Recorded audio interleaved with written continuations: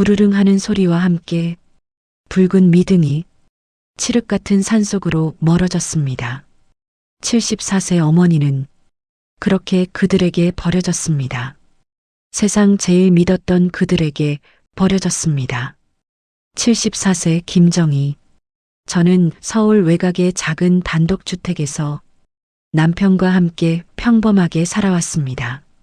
남편은 공무원 출신으로 성실하게 모은 돈으로 이 집을 마련했지요. 이남 일녀를 키우며 평범하지만 행복한 삶이었습니다. 그런데 몇 해 전 남편이 갑작스러운 뇌출혈로 세상을 떠났습니다. 새벽에 화장실로 가던 남편이 쿵 하고 쓰러지는 소리가 아직도 귓가에 생생합니다. 병원으로 달려갔지만 남편은 눈도 못 뜨고 하늘나라로 갔습니다. 세상이 무너지는 것 같았습니다. 50년을 함께한 반쪽이 사라진 허전함은 이루 말할 수가 없었습니다. 아침에 눈을 뜨면 옆자리가 비어 있는 게 적응이 되지 않았습니다. 그때 아들 민수가 찾아왔습니다. 엄마, 이제 저희가 모실게요. 엄마 혼자 이 큰 집에서 어떻게 사세요? 저희 집으로 가시는 게 아니라 저희가 여기로 들어올게요. 민수의 아내 미영이도 거들었습니다. 어머니, 요즘 세상 무섭잖아요. 혼자 계시면 저희가 불안해서요. 저희가 어머니 곁에서 효도할게요. 솔직히 외로웠습니다. 아들 내외가 들어온다니 얼마나 반갑던지요. 남편 없이 덩그러니 이 집을 지키는 게 힘들었거든요. 민수는 40대 중반의 가장이었습니다. 자산 설계사로 일하는 며느리 미영과 결혼한 지 15년쯤 되었고 아이는 없었습니다. 어느 날 며느리가 말했습니다. 어머니, 요즘 세상은 정말 무서워요. 어르신들 노리는 사기꾼들이 얼마나 많은데요. 어머니 재산 저희가 대신 관리해 드릴게요. 아버님 사망보험금, 현금 계좌에 그대로 있죠? 그리고 노후에 쓰신다고 모아두신 연금 계좌며 저축이며 요즘 수익률 없이 관리 않고 넣어놓으면 피 같은 돈 계속 줄어드는 꼴이에요. 며느리의 말이 일리 있어 보였습니다. 저는 남편이 노후자금으로 남겨둔 통장과 도장을 아들에게 맡겼습니다. 40년을 키운 아들과 자산 설계 전문가인 며느리라 믿음이 갔었어요. 며느리가 또 말했습니다. 어머니, 이 집도 재개발 바람 타서 시세가 많이 올랐어요. 세금 문제도 있고 같이 관리하는 게 좋겠어요. 그래서 인감도장과 위임장에도 서명했습니다.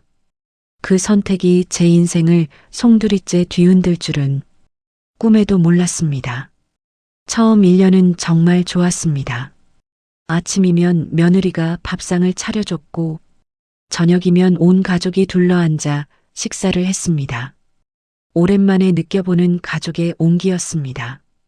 며느리는 매일 아침 오렌지 주스와 각종 영양제를 챙겨줬습니다. 어머니, 이거 드세요. 어르신들한테 정말 좋은 영양제예요. 아이고, 며느리 덕에 건강해지겠네. 저는 며느리의 살뜰함에 감동했습니다. 그런데 언제부터였을까요? 머리가 자꾸 멍해지기 시작했습니다. 분명 아까 했던 말을 또 하게 되고 어제 일이 가물가물해졌습니다. 가스불을 끄고도 껐나 싶어 다시 확인하러 가고 열쇠를 어디 뒀는지 찾느라 헤매는 일이 잦아졌습니다. 며느리가 말했습니다. 어머니, 또 깜빡하셨어요? 방금 말씀드렸잖아요. 내가 정말 미안하다. 요즘 왜 이러지? 어머니, 나이 드시면 원래 그래요. 걱정 마세요. 며느리는 웃으며 위로했지만 저는 점점 불안해졌습니다. 치매 초기 증상이 아닐까? 남편도 말년에 조금씩 헷갈려 하더니 갑자기 돌아가셨는데 나도 그런 건 아닐까? 두려웠습니다. 그러던 어느 날 투자 수익이 났다며 아들이 통장을 보여줬습니다. 엄마 봐요. 어머니 돈으로 투자한 게 대박 났어요. 원금의 2배가 됐어요. 통장 잔고를 보니 정말 큰 금액이 찍혀 있었습니다. 아들은 용돈도 두둑하게 챙겨줬습니다. 엄마 걱정 말고 편하게 사세요. 저희가 다 알아서 할게요. 역시 자산 전문가인 며느리와 아들을 믿었던 건 잘한 결정이었어요. 그런데 왜 자꾸 마음 한구석이 찜찜할까요? 왜 자꾸 뭔가 이상하다는 느낌이 들까요? 몇 주 후, 그날은 친구들과의 모임이 있었습니다. 50년 지기 친구 옥순이네 집에서 점심을 먹고 수다를 떨다 보니 해가 저물었습니다. 오랜만에 즐거운 시간이었습니다. 집으로 돌아가려고 현관문 앞에 섰는데 달그락 열쇠가 돌아가지 않았습니다. 이상해서 다시 해봤지만 마찬가지였습니다. 분명 내 열쇠인데 왜 안 열리지? 그때 문이 안에서 열렸습니다. 누구세요? 모르는 여자였습니다. 내 집에서 웬 모르는 여자가 나오는 거지? 저는 당황해서 말했습니다. 저 여기 사는 사람인데요. 우리 집이 분명 맞는데. 그 여자가 의아한 표정으로 대답했습니다. 네, 저희 오늘 이사 왔는데요. 자식들한테 이야기 못 들으신 거예요? 이 집 보름 전에 이미 저희가 계약했어요. 머릿속이 하얘졌습니다. 부들부들 떨리는 손으로 아들에게 전화했습니다. 민수야, 이게 무슨 일이야? 집에 다른 사람이 살고 있어. 아들의 목소리는 차갑고 짜증 섞인 투였습니다. 엄마, 왜 또 그러세요? 엄마 집은 거기 아니에요. 또 헷갈리시는 거예요. 저녁에 제가 데리러 갈 테니까 거기서 기다려요. 끊어진 전화기를 들고 저는 한참을 서 있었습니다. 내가 헷갈린 거라고? 10년을 넘게 살아온 집을 내가 헷갈렸다고? 저녁이 되자 아들이 차를 몰고 왔습니다. 엄마 타세요. 제가 집으로 모셔다 드릴게요. 민수야, 도대체 무슨 일이야? 우리 집이 왜? 엄마, 일단 타세요. 얼른 출발해야 돼요. 차는 점점 도시를 벗어났습니다. 가로등도 사라지고 어둠이 짙어졌습니다. 민수야, 여기가 어디야? 엄마, 집 가는 길이잖아요. 기억 안 나세요? 조금만 기다려요. 며느리는 조수석에서 한마디도 하지 않았습니다. 그저 창밖만 바라볼 뿐이었습니다. 몇 시간을 달렸을까요? 차가 비포장 산길로 접어들더니 덜컹거리며 한참을 올라갔습니다. 그리고 어느 순간 멈췄습니다. 헤드라이트 불빛에 드러난 건 낡은 움막이었습니다. 어두워서 자세히 보이진 않았지만 지붕이 한쪽으로 기울어져 있는 게 보였습니다. 함석 지붕 위에 낙엽과 나뭇가지가 수북이 쌓여 있었고 문이라고 할 것도 없이 나무 판자 몇 개를 덧대 놓은 것 같았습니다. 주변에 불빛이라곤 하나도 없었습니다. 전기가 들어오지 않는 곳인 게 분명했습니다. 움막 앞 땅바닥엔 누군가 오래전에 피워놓고 간 듯한 불땐 자국만 희미하게 남아 있었고 잡초가 무릎 높이까지 자라 있었습니다. 사람이 산 지 꽤 오래된 것 같았습니다. 바람이 불자 움막 어딘가에서 삐걱거리는 소리가 났습니다. 아들이 말했습니다. 엄마, 일단 집에 왔으니까 어서 들어가 계세요. 제가 금방 올게요. 민수야, 왜 이러는 거야? 여긴 어디야? 왜 이런 데로 데려온 거야? 아들은 대답 없이 차에 올라탔습니다. 부릉하는 소리와 함께 붉은 미등이 어둠 속으로 사라졌습니다. 그리고 아들은 돌아오지 않았습니다. 갑자기 하늘에서 눈이 엄청나게 내리기 시작했습니다. 한방눈이 쉴 새 없이 쏟아졌습니다. 움막 지붕 틈새로 찬바람이 스며들고 손발이 얼어붙었습니다. 정신을 차려보니 휴대폰도 없었습니다. 아들이 차에서 슬쩍 빼간 모양이었습니다. 도움을 청하려 해도 주변엔 인적이 전혀 없었습니다. 어디로 가야 할지, 누구에게 도움을 청해야 할지 막막했습니다. 그렇게 밤을 새웠습니다. 다음 날 눈을 떠보니 세상이 온통 하얗게 변해 있었습니다. 허리 높이까지 눈이 쌓여 움막 밖으로 나갈 수조차 없었습니다. 며칠간 폭설이 계속되었습니다. 추위와 배고픔을 견디기 어려웠습니다. 어렴풋이 어린 시절 시골에서 자란 경험이 떠올랐습니다. 눈 속에서 풀뿌리를 캐먹고 나무 껍질을 씹으며 버텼습니다. 손이 트고 피가 났습니다. 입술이 갈라지고 열이 올랐습니다. 몸은 점점 약해져 갔지만 죽을 수는 없었습니다. 왜 내가 이런 꼴을 당해야 하는지, 40년을 키운 아들에게 왜 이런 일을 당해야 하는지 분하고 억울해서 눈물조차 나오지 않았습니다. 그런데 이상한 게 하나 있었습니다. 머리가 맑아지기 시작한 겁니다. 산에서 며칠을 지내며 며느리가 주던 오렌지 주스와 정체 모를 약들을 먹지 못했는데 오히려 머리가 또렷해졌습니다. 갑자기 모든 것이 선명하게 떠올랐습니다.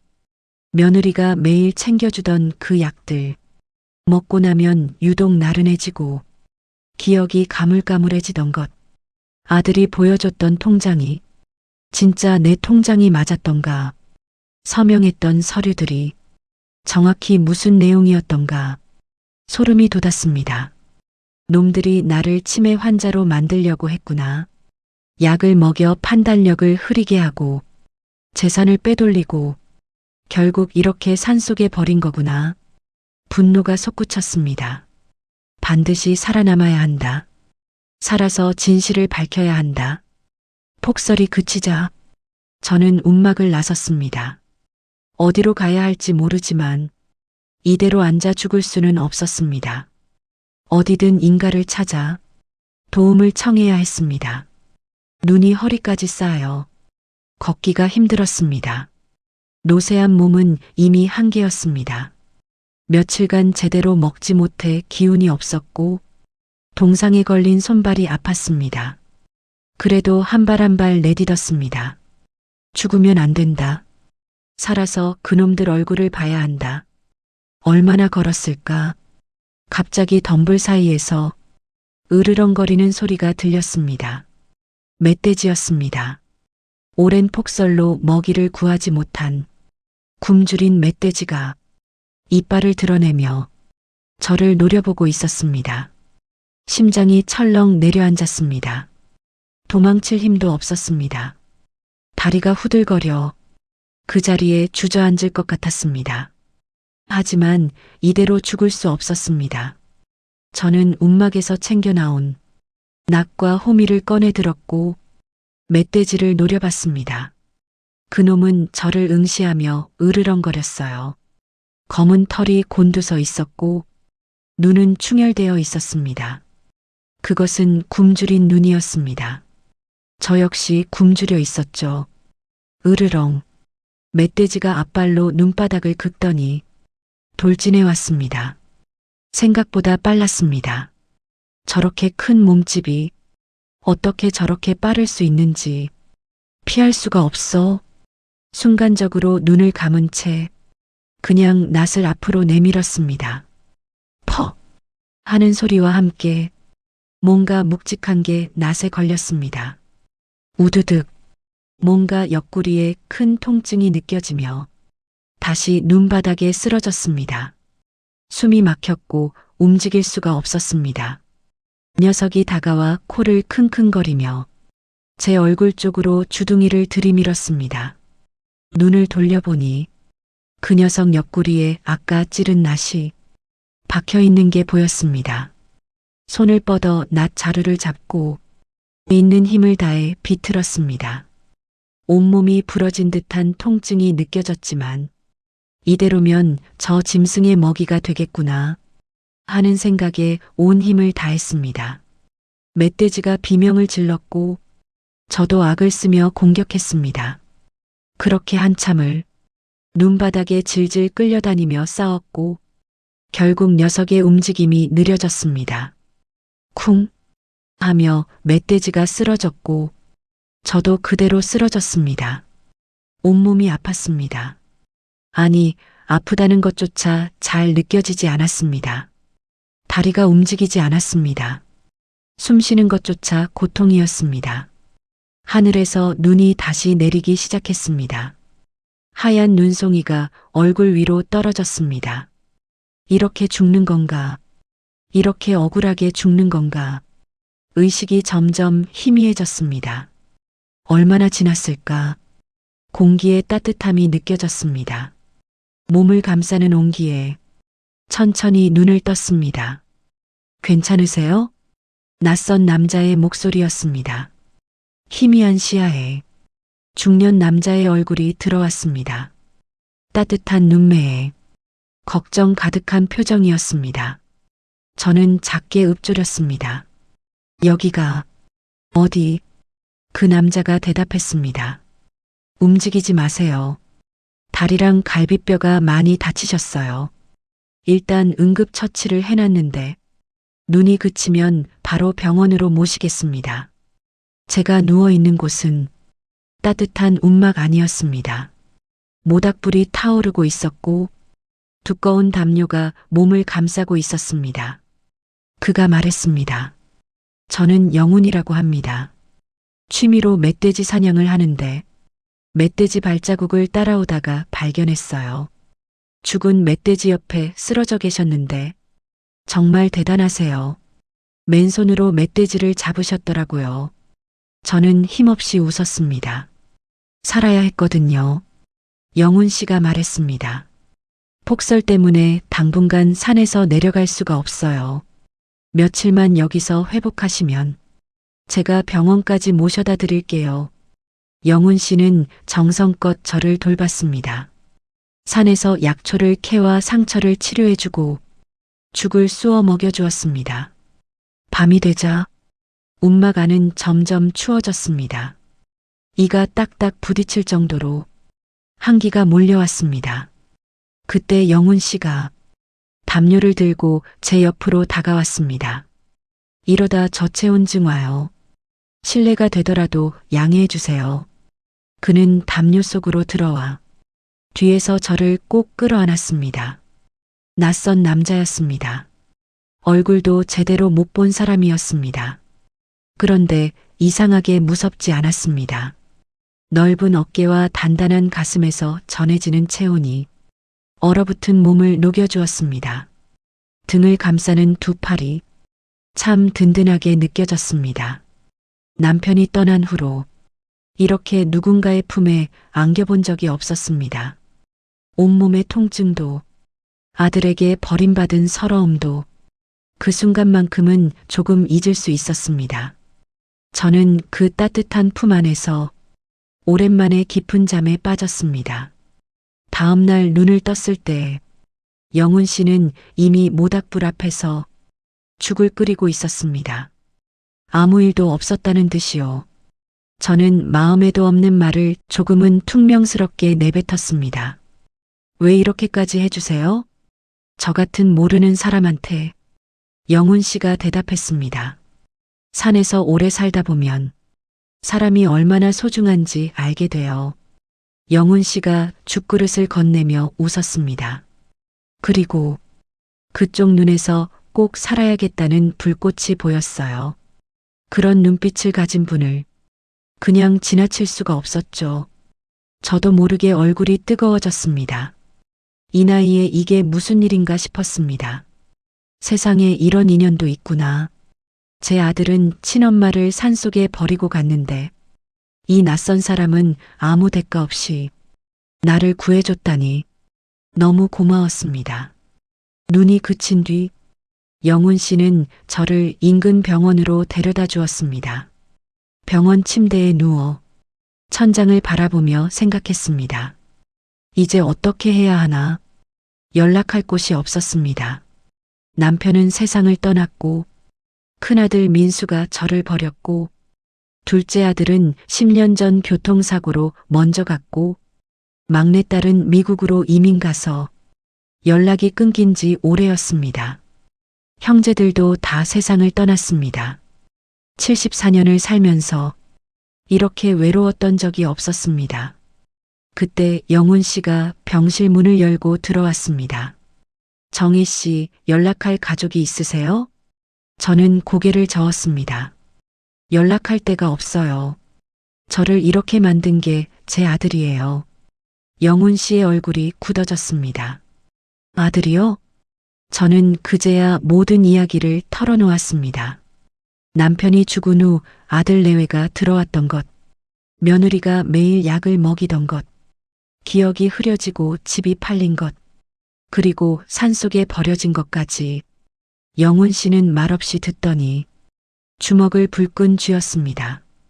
그런 짐승 같은 놈들이. 그런데 증거가 없어요. 경찰에 가도 제 말을 믿어줄까요? 아들은 제가 치매라고 할 거예요. 그때 문득 한 사람이 떠올랐습니다. 영미, 50년 지기 친구, 은퇴한 변호사 박영미. 영미한테 연락해 볼까? 하지만 휴대폰도 없고 영미 번호도 기억나지 않았습니다. 영훈 씨가 물었습니다. 혹시 믿을 만한 친구 있으세요? 친구가 한 명 있긴 한데 변호사였던 친구가. 번호를 모르겠어요. 영훈 씨가 말했습니다. 이름이 뭔데요? 제가 찾아볼게요. 박영미요. 은퇴한 변호사인데 예전에 강남에서 법률사무소에 썼어요. 영훈 씨는 바로 전화기를 꺼내 어디론가 연락하기 시작했습니다. 몇 시간 후 영훈 씨가 메모지를 들고 왔습니다. 찾았어요. 박영미 변호사님 연락처. 저는 떨리는 손으로 전화기를 들었습니다. 신호음이 울렸습니다. 여보세요? 영미의 목소리였습니다. 50년을 알아온 그 목소리. 저도 모르게 눈물이 터졌습니다. 영미야, 나야. 정희야. 정혜? 김정혜? 야, 너 어디 있어?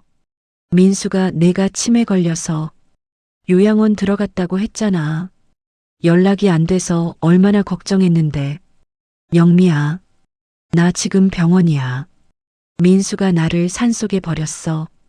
전화기 너머로 영미의 숨소리가 거칠어졌습니다. 뭐라고? 지금 어느 병원이야? 내가 바로 갈게. 다음 날 아침, 영미가 병원으로 달려왔습니다.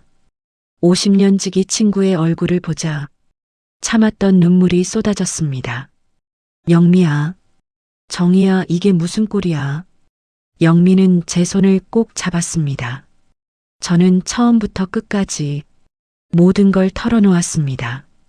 며느리가 매일 먹이던 약, 점점 흐려지던 기억, 어느 날 갑자기 팔려버린 집, 그리고 산속 움막에 버려진 것까지. 영미의 얼굴이 점점 굳어졌습니다. 그 약 봉투나 처방전, 혹시 남아있는 거 없어? 집에 있었는데 이제 그 집도 남의 집이 됐잖아. 영미가 고개를 끄덕였습니다. 알았어. 내가 방법을 찾아볼게. 그때 영훈 씨가 조심스럽게 다가왔습니다. 저도 도울 일이 있으면 말씀하세요. 영미가 영훈 씨를 바라봤습니다. 이분이 산에서 나를 구해준 분이야. 저는 영훈 씨를 소개했습니다. 영미가 영훈 씨에게 고개를 숙였습니다. 감사합니다. 제 친구 목숨을 살려주셨네요. 영훈 씨가 대답했습니다. 앞으로도 제가 할 수 있는 일이 있으면 무엇이든 돕겠습니다. 며칠 후 영미가 다시 병원을 찾아왔습니다. 표정이 심상치 않았습니다. 정희야, 일단 민순의 상황을 알아봤어. 영미가 말을 이었습니다. 민수가 3년 전에 사업을 시작했는데 완전히 망했더라. 빚이 8억이 넘어. 8억? 근데 이상한 게 있어. 빚이 8억인데 최근에 새 사업을 시작했더라고. 투자금이 5억이 넘는 사업을. 저는 순간 머리가 멍해졌습니다. 그 돈이 응, 아마 내 돈일 거야. 내 재산이 얼마였어? 남편 사망 보험금 2억, 연금 저축이 3억 정도. 그리고 집은 시세가 얼마였는데? 7억 정도 한다고 했었어. 영미가 한숨을 쉬었습니다. 12억이 넘네. 그걸 다 빼돌린 거야. 분노가 치밀어 올랐습니다. 40년을 키운 아들이 12억을 위해 엄마를 산에 버렸구나. 영미야, 경찰에 신고하면 되는 거지? 영미의 표정이 어두워졌습니다. 문제가 하나 있어. 뭔데? 민수가 이미 손을 썼더라. 영미가 서류 하나를 꺼냈습니다. 내 명의로 된 치매 진단서야. 6개월 전 날짜로 되어 있어. 뭐? 나 그런 거 받은 적 없는데? 민수가 성년후견인 신청을 했더라고. 너를 치매 환자로 등록하고 후견인으로서 재산을 처분했어. 법적으로는 문제가 없는 것처럼 보여. 눈앞이 캄캄해졌습니다. 그럼 나는 아무것도 못하는 거야? 영미가 제 손을 잡았습니다. 아니, 방법이 있어. 내가 치매가 아니라는 걸 증명하면 돼. 그리고 그놈들이 약을 먹여서 치매 증상을 만들어냈다는 걸 밝히면 사기죄에 존속유기죄까지 적용돼. 증거를 어떻게 구해? 영미가 눈을 빛냈습니다. 내가 방법을 찾아볼게. 변호사 50년 허투루 한 게 아니야. 영미는 즉시 움직이기 시작했습니다. 먼저 제가 다니던 동네 약국을 찾아갔습니다. 약국 사장님이 영미를 알아봤습니다. 어머, 박 변호사님 아니세요? 김정혜 씨 친구분 맞죠? 네, 혹시 정혜 씨 약 처방 기록 있어요? 며느리가 대신 약 타간 거요. 약국 사장님이 고개를 끄덕였습니다. 있죠. 근데 그거 좀 이상했어요. 신경안정제를 그렇게 많이 타가길래 어머니 많이 아프시냐고 물었더니 치매 초기라고 하더라고요. 영미가 물었습니다. 그 처방전 사본 받을 수 있을까요? 법적으로 필요해서요. 약국 사장님이 처방전 사본을 건네줬습니다. 영미가 처방전을 보더니 얼굴이 굳어졌습니다. 이거 치매약이 아니라 수면제에 가까운 약이야. 장기 복용하면 인지 기능이 저하되는 약물이야. 그렇게 증거 하나를 확보했습니다. 다음으로 영미는 민순의 사업체를 조사했습니다. 며느리 미영의 차명 계좌가 있었고 그 계좌에서 민수의 새 사업체로 돈이 흘러들어간 정황이 포착됐습니다. 투자금 명목으로 빼돌렸네. 이건 명백한 횡령이야. 그리고 영훈 씨도 도움을 줬습니다. 제가 아는 회계사가 있는데 자금 흐름 추적을 부탁해봐도 될까요?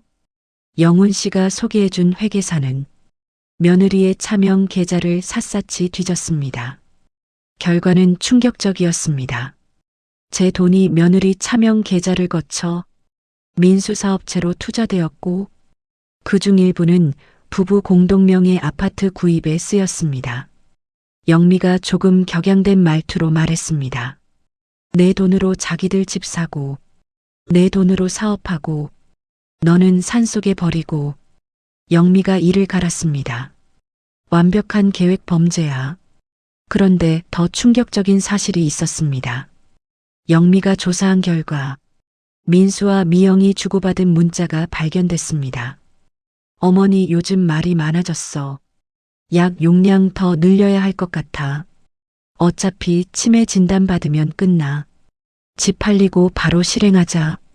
깊은 산속에 혼자 두면 살기 힘들 거야. 자연스럽게 되겠지. 폭설 예보 맞춰서 가자. 저는 그 문자를 보며 온몸이 떨렸습니다. 자연스럽게 되겠지. 그 말의 의미를 알았습니다. 저놈들은 처음부터 저를 죽일 계획이었습니다. 영미가 말했습니다. 이 정도면 살인미수야. 이제 고소하자. 경찰에 고소장을 접수했습니다. 민수와 미영은 곧바로 체포되었습니다. 그런데 그놈들도 가만히 있지 않았습니다. 첫 번째 재판에서 민수는 눈물을 뚝뚝 흘리며 말했습니다. 저희 어머니는 치매가 심하셨습니다. 헛것을 보시고 없는 일을 있다고 하시고 저희가 요양원에 모시려고 했는데 갑자기 사라지셔서 저희가 얼마나 걱정했는지 모릅니다. 며느리 미영도 울먹이며 말했습니다. 저희는 어머니를 버린 적이 없어요. 어머니가 치매로 집을 나가셨고 저희는 매일 찾아다녔어요. 어머니가 저희를 모함하시는 거예요. 판사가 저를 바라봤습니다. 원고 측 의견 있으십니까? 저는 떨리는 목소리로 말했습니다. 저는 치매가 아닙니다. 며느리가 1년 넘게 약을 먹여서 치매처럼 보이게 만든 겁니다. 저를 산속에 버리고 죽게 만들려고 했습니다. 민수가 소리쳤습니다. 저게 바로 치매 증상이에요. 없는 일을 있다고 우기시잖아요. 법정이 술렁였습니다. 과연 누구 말이 맞는 걸까? 사람들의 시선이 느껴졌습니다. 저 할머니가 정말 치매인 건 아닐까? 하는 의심의 눈초리였습니다. 그때 영미가 일어섰습니다. 재판장님, 원고 측 증거를 제출하겠습니다. 영미가 자료를 꺼냈습니다.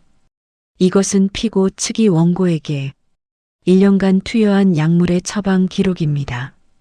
이 약물은 장기 복용 시 인지 기능을 저하시키는 부작용이 있습니다. 원고의 치매 증상은 자연 발생이 아니라 의도적인 약물 투여로 인한 것입니다. 법정이 다시 술렁였습니다. 영미가 말을 이었습니다. 그리고 이것은 피고들이 주고받은 문자 메시지 기록입니다.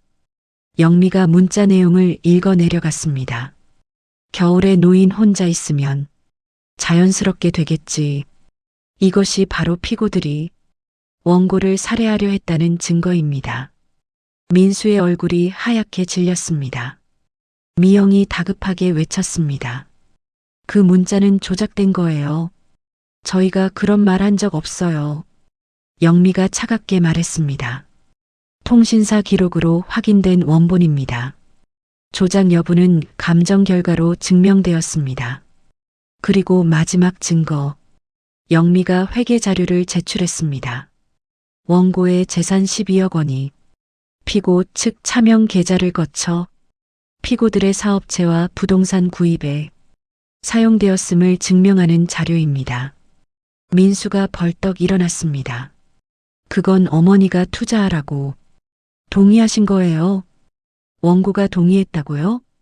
약물로 인지 기능을 저하시킨 상태에서 받아낸 동의가 법적 효력이 있을까요? 민수는 아무 말도 하지 못했습니다. 재판장이 말했습니다. 다음 공판까지 추가 증거를 검토하겠습니다. 재판이 진행되는 동안 저는 지칠 대로 지쳐 있었습니다. 법정에서 아들의 얼굴을 볼 때마다 가슴이 찢어지는 것 같았습니다. 저 아이를 내가 낳았구나. 저 아이 젖 먹이느라 밤을 새웠구나. 저 아이 대학 보내느라 허리띠 졸라맸구나. 그런데 그 아이가 나를 죽이려 했구나. 어느 날 저녁 영훈 씨가 병원으로 찾아왔습니다. 과일 바구니를 들고요. 정희 씨, 식사는 하셨어요? 입맛이 없어서요.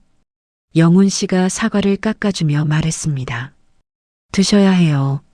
싸움은 이제 시작인데 기운이 있어야죠. 저는 사과 한 조각을 받아들었습니다. 영훈 씨는 저한테 왜 이렇게 잘해주세요? 영훈 씨가 웃으며 말했습니다. 제가 처음 정혜 씨를 봤을 때 눈빛이 인상적이었어요. 거의 죽어가면서도 포기하지 않겠다는 눈빛. 그 눈빛이 오래전 제 아내를 생각나게 했어요. 아내도 암 투병하면서 끝까지 포기 않고 싸웠거든요. 영훈 씨의 눈가가 촉촉해졌습니다. 저는 아내 곁을 지켰지만 결국 보내줬어요. 그때 너무 무력했습니다. 그래서 정혜 씨를 보면 그냥 지나칠 수가 없었어요. 이번엔 제가 옆에서 도울 수 있을 것 같았거든요. 저는 가슴이 뭉클해졌습니다. 이 사람도 아픔이 있었구나. 작은 연민이 느껴지며 이 남자의 아픔을 나도 보듬어주고 싶다 생각이 들었습니다. 고마워요, 영훈 씨. 정말 고마워요. 마지막 재판 날이 되었습니다. 영미의 증거들이 모두 채택되었고 검찰의 기소 내용이 대부분 인정되었습니다. 판사가 판결문을 읽었습니다. 피고 김민수는 존속 유기치사미수, 사기, 횡령, 약물상해의 혐의로 징역 12년을 선고합니다. 피고 이미영은 공모 및 약물 투여, 사기 방조, 횡령 공모의 혐의로 징역 10년을 선고합니다. 법정에서 민수가 소리쳤습니다. 엄마, 제가 잘못했어요. 한 번만 봐주세요.